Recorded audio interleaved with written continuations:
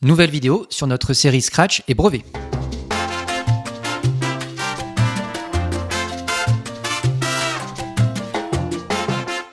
Alors aujourd'hui, dans un deuxième épisode, on s'intéresse à un sujet de 2025, cette fois en Polynésie. Une première partie, une partie A où on s'intéresse à un dé à 12 faces et un dé équilibré. Alors équilibré, ça signifie qu'il n'est pas truqué. Une face ne va pas revenir plus qu'une autre. Et on s'intéresse à la probabilité d'obtenir le 4. Sur ce type de dé, on n'a qu'un seul 4 sur 12 faces. Donc la probabilité d'obtenir le 4, c'est 1 sur 12. Et dans la deuxième partie, on a cette fois 2 dés. 2 dés qu'on va lancer. On va regarder les deux faces que l'on obtient et on va les additionner. Donc ici, par exemple, on a obtenu la face 3 et la face 12. 12 plus 3, ça fait 15.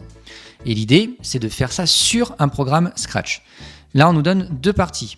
Un programme principal dans lequel on a un bloc, le bloc lancé. Et ce bloc lancé, on nous le détaille à droite. Si on le regarde en détail, on a la commande suivante, on nous rappelle ce que ça signifie. Nombre aléatoire entre 1 et 4, ça va nous envoyer un entier de façon aléatoire compris entre 1 et 4. Donc en gros, le logiciel va soit donner 1, soit 2, soit 3, soit 4. On a une première commande où on a un D1, une variable D1, qui va prendre comme valeur un nombre aléatoire entre 1 et on ne sait pas lequel. Deuxième variable, le D2, même chose, sauf que cette fois on ne sait pas la borne inférieure. On sait que c'est entre un nombre et 12. Et ensuite on a une variable résultat où on va additionner deux choses. Bon, comment ça marche ? Si notre première variable vaut 3, si notre deuxième variable D2 vaut 5, eh bien le résultat affiché sera 8. Il va faire 3 plus 5. Donc la première question, c'est recopier les lignes 2, 3 et 4 du bloc en les complétant de façon à ce que ça fasse l'expérience aléatoire dont on a parlé avant. Donc on va afficher notre programme un peu plus gros. La première commande, puisque c'est le dé de tout à l'heure, il faut que ce soit un nombre aléatoire entre 1 et 12.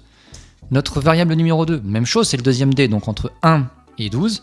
Et notre résultat va additionner les deux précédentes variables, D1 plus D2. Et on a notre bloc de compléter. Maintenant la deuxième question, si le résultat du D1 est égal à 8 et que le résultat du D2 est égal à 3, que va afficher le programme ? Et on doit justifier. Si notre D1 vaut 8, si notre D2 vaut 3, le résultat va être la somme des deux, ça va faire 11. Regardons maintenant le programme principal, qu'est-ce qu'il nous dit ? Mais on a déjà la première commande qui permet de déclencher le programme, on a ensuite notre bloc, donc c'est là où le D1 va valoir 8, le D2 3, etc. Et on a une condition, si le résultat est supérieur à 6, strictement, donc à partir de 7, alors on va avoir un message gagné qui va s'afficher, et puis sinon ça va nous dire perdu. Or nous, notre résultat vaut 11, c'est bien supérieur à 8, donc ça va afficher gagné. Et ça, pour l'expliquer, on dira que si le résultat du D1 vaut 1 et que le résultat du D2 c'est 8, mais alors le résultat vaut 11, donc c'est une variable qui est strictement supérieure à 6, et donc le message gagné va s'afficher.